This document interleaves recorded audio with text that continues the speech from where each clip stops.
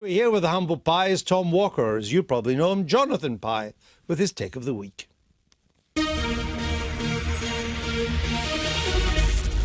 Morning, Tim. Morning. Howdy. How was Washington? 18 months ago, I was an unemployed actor struggling to pay my rent. I had two options: become a political satirist or go on the game. I chose the former. And so, fake news reporter Jonathan Pie was born. Trump, the pussy-grabbing, wall-building, climate-change-denying, health-care-abolishing, tax-dodging, shit-spewing demagogue. How shit have you got to be to lose to that? He's got a bad temper, a little bit like this lot, a left-wing chip on his shoulder, and a vocabulary that would make Malcolm Tucker blush. He's a political correspondent who can't talk about politics without getting angry, and that is the basic comedic and satirical conceit. How many times does the vote not have to go our way before we realise that our argument isn't won by hurling labels and insults? Tory majority, government, Brexit, Trump. What next? When will we learn that the key is discussion? Just a little bit more rouge, please. Thanks. Like Pie, I was surprised and disappointed with the UK referendum result, but following it, I watched as some of my friends, many of them self-proclaimed liberals, went on social media declaring, "If you voted Leave, unfriend me now." The narrative from my Facebook feed was that anyone that voted Leave was a racist, bigot, and most definitely stupid. This reaction to the referendum changed my view of what it means to be on the left, and that in turn has informed the character.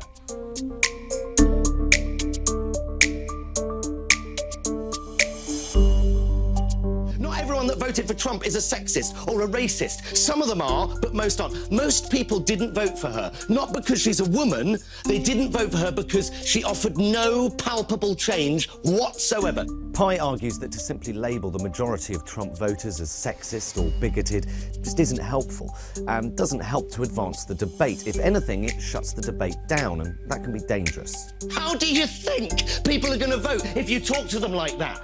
When has anyone ever been persuaded by being insulted or labelled? So now, if you're on the right or even against the prevailing view, you are attacked for raising your opinion. That's why people wait until they're in the voting booth. Oh, shut up, you dick. The piece has sparked much debate. It's also ruffled a few feathers. I'm not surprised the character is dogmatic and self-righteous, which is why he's so much fun to play and hopefully so much fun to watch.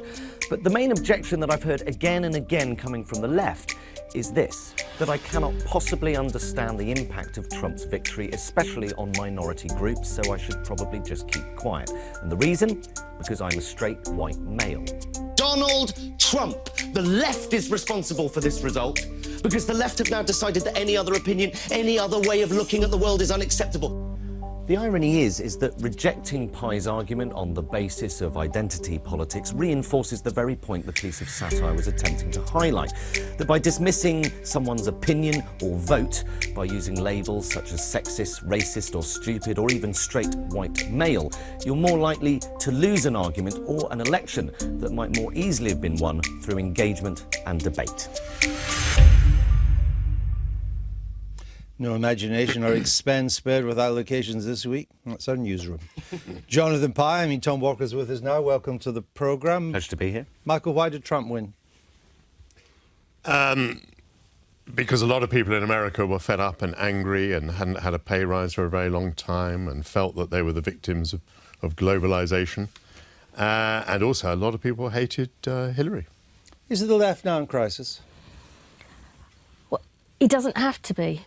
But is it? I'm not sure yet. I think people are still coming to terms with what's happened. I think he won because he had a very simple, clear message that connected with people emotionally and with their concerns about jobs and security.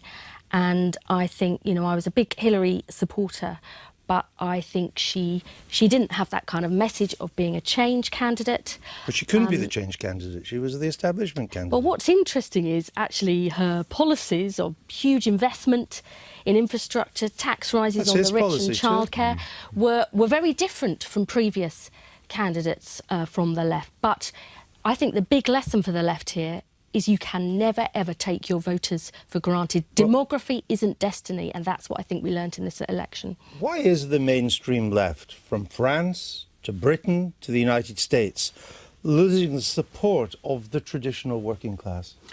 Because, I mean, as I think I point out there, because I think that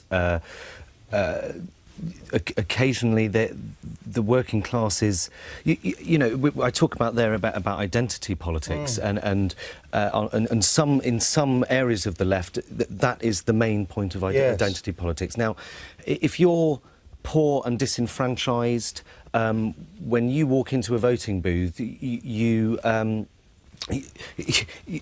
the issues of identity politics aren't actually at the forefront. It's about social, it's your economic circumstances, absolutely, opportunities for your kids, without a doubt, those sort of issues aren't important to you. Yeah, you want to provide for your children. The idea that everyone that voted for Trump is a sexist or a racist or a misogynist. No, what people are trying to do is actually provide for their family and provide for their children. Hasn't Tom got a point there, Liz? Hasn't the left become too obsessed with identity politics? Unless, of course, if your identity happens to be white working class. We do have an issue with our white working class vote. I mean, this is something I talked about in my very unsuccessful leadership bid the last time round. And when I talked about the fact you were never going to give opportunities for our so-called traditional working class votes unless you address the underperformance of white working class boys, I was accused of dog whistle politics, including by a former occupant on the sofa. And by the people who won. Indeed. And the point is, we cannot be afraid. It's not that you have to agree with everything that's said. Absolutely. You have to listen and understand. If I knock on a door, someone opens it and I rant at them, they'll tell me, go away, I'm putting the tea on, love. You have to be able to understand. It's about engagement. And it's about engaging with people that you might think differently to you, and I think that's the point I'm trying to make, is that labelling someone... there was an article in The Guardian today that said that people that voted... why did women vote for Trump? And the Guardian's take on it was that, well, women can be misogynistic too. And you think, well, you're shutting those people down. You're not talking to them. You're not listening to them. And I think that's really dangerous. It's about engagement, I think. I think this is what we're saying, but I just want to make clear that I think what's happened is that the left has moved away from the electorate rather than the electorate moving away from the left. So, for example, in this country, it was always the case that a very large proportion of Labour voters had quite right-wing views. They were, you know, pretty right-wing on things like immigration. And they crime. were pretty, and crime, and they were pretty patriotic and so on. And, you know, old Labour characters like David Blunkett, for example, in Sheffield, who was, you know, really rather a right-wing figure in many ways, perfectly understood his working-class electorate. But it doesn't seem, for example, in a Jeremy Corbyn administration or leadership, that there is much understanding of that electorate. And I think a similar thing has happened in the United States. I mean, you know, Hillary didn't find a way of talking to that part of the electorate that used to vote Democrat, but which could by no manner of speaking be described as left-wing. I think that what happened in America has kind of crystallised things in a way, as America often does, because it's such a big place and things tend to happen more clearly there. And I look at Hillary Clinton or Ed Miliband or Francois Hollande, and they show that there's a huge cultural divide between the left leadership and working class voters. Yes. And for many people, the deplorables, as Mrs. Clinton called them, that cultural divide is now more important than class. Yeah, I think that is true. One thing I would say is Jeremy has recognised that people on the economic issues, people feeling left out and left behind and not benefiting from globalisation. He's been very clear about that. But what the left does struggle is with those social issues. You see in the States, I mean, people feeling... he went out of his way, didn't he, to say he wasn't going to control immigration. I think you're going to lose so many seats in the north of England just on that one statement. It's much wider than that. You know, certainly in the States, people who believe in faith, flag and family feel that is sneered at by the liberal elite. Well, they do, but it's not just the liberal, it's the cultural elite. I mean, the thing that I noticed most of all was how the cultural superiority of the coastal elites, people just found it insufferable and they rebelled against it. And they then found Hillary Clinton, who was the poster politician for these coastal elites, unbearable. Something the really fact interesting she would have has happened with improved this many piece that I areas. put out and that has gone you know, viral. A huge amount of messages that I'm getting, and I don't know if this is telling or not, that a huge amount of messages that I've received have been from stalwart Sanders supporters, and they were with him every step of the way, and hundreds of messages telling me I put my cross next to Trump, and that they were more willing to vote for a supposed misogynistic, bigoted candidate rather than vote for the political elite. And I think that is really telling. It's not necessarily a narrative that we're hearing, but I think it's at least it's fascinating to me that people would vote for Trump rather than the political elite when they were crying out for a liberal candidate. And I think that bodes well for your leader, actually. Well, some were crying out for it. You see, Jeremy Corbyn said talking about the American elections, he said the support of Bernie Sanders that got in the US, the left parties in Spain, he says, where a clear alternative is offered, there is a buy-in to that. Well, here's the problems. Sanders lost. Podemos in Spain has produced the return of a conservative government. The French socialists are about to be wiped out. Your party's lost Scotland. It could lose the north of England, and you could be out for a generation. So I don't understand where Mr. Corbyn's analysis takes us. I don't believe that Bernie Sanders would have won. You know, he didn't have a single attack ad thrown at him. Actually, one of his closest allies, Russ Feingold in Wisconsin, lost the Senate race by a greater margin than Hillary. And you know, if he struggled to get out the African-American vote in the primaries, which is why he lost the nomination to Hillary in the first place, he wouldn't have got more out there. So I don't think that that is the solution. And trying to have this segmented approach where you appeal to one bit of an electorate rather than trying to find out what most people care about, which is a decent job, living, you know, growing up in security, having opportunities for your kids. This segmented approach won't work. It didn't work at the last election. And the it won't Republicans work at the would have run attack ads against him, showing him praising Fidel Castro and bigging up Europe versus America. The idea that that was a winning formula. Does the left have a clue anywhere outside Canada? Not that I can immediately think of. I mean, just to underline what's happened in Spain, it is true that there was a new left-wing party, but it has lost ground.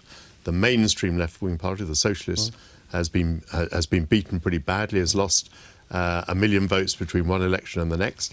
And as you say, the right's in power. So no, it's hard to think of where the left is doing well. Final word on that issue? I think that what the left need to do is really introspective, look at themselves and look where they're going wrong, and that, I mean, that involves asking themselves some serious questions. Whether you agree with what I've put out there, it's clearly resonated with huge amounts of people. And whether the left come to the conclusion that actually identity politics or whatever isn't damaging, that's fine. But there's got to be some serious questions to be asked, because the left keep losing, and also because my view is because people on the right, they don't say what they think until they're in the voting booth, and you can't persuade people unless you know what they feel. And I think that is the problem with the left, is that they are stifling. Often they stifle discussion. We've had shy Tories, we've had bashful Brexiteers, and now we've had timid trumpets. Yes. I was going to mention how useless celebrity endorsements are now.